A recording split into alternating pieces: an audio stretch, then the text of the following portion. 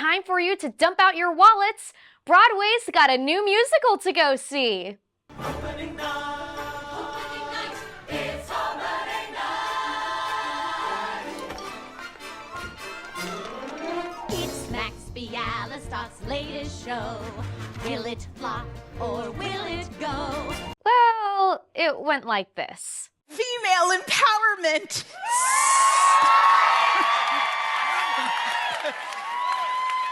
Sick. Wait a minute. I thought we didn't know what that is. Can you provide a definition for the word woman? Can I provide a definition? No, Yeah. I can't.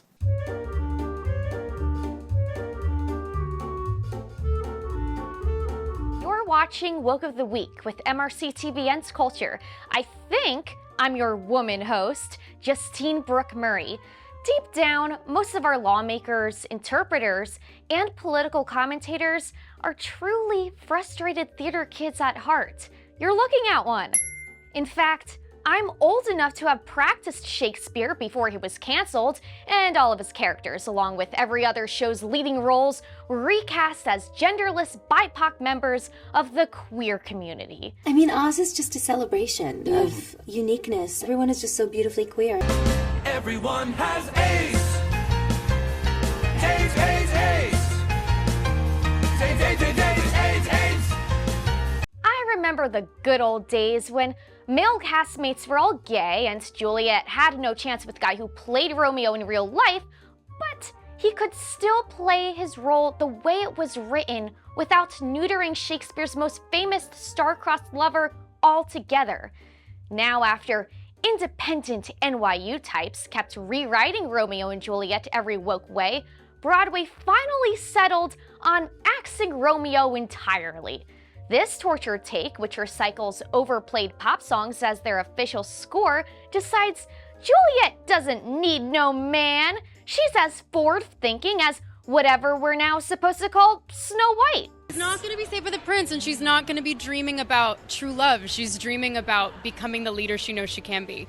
Just like the 6 wives of Henry VIII, who were recast as jiggly Lizzo types occupying the stage to share their truth by shaking it in our faces. No one tells me I need a rich man doing my thing in my person a rich man. What better way to lecture the audience that Juliet is now also a strong, independent woman than by rewarding Justice Ketanji Brown Jackson, who doesn't know what a woman is, with a cameo. I am having a very strongly negative reaction to it. Like, I hate it. Yeah, me too, Jackson. Leave it to our DEI judge, who's supposed to uphold justice on the Supreme Court, to turn that role into nothing more than a court jester.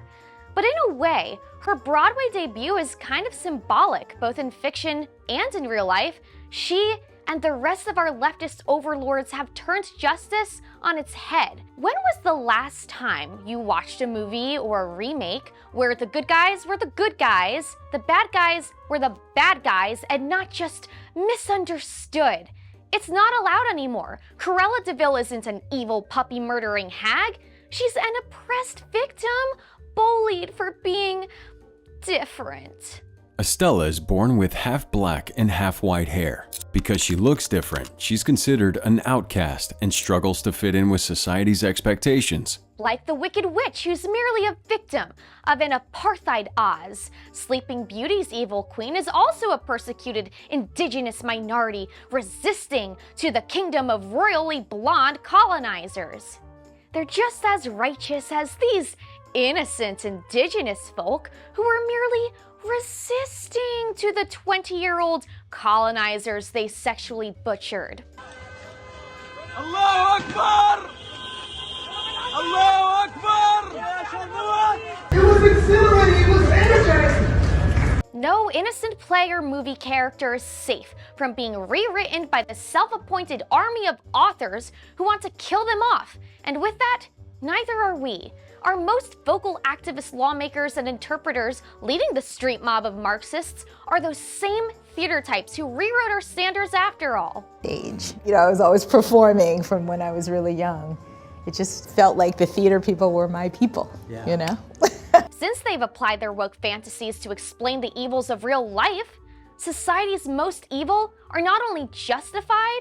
And this is not to say that an act of violence is justified, but I think they're recast as the heroes.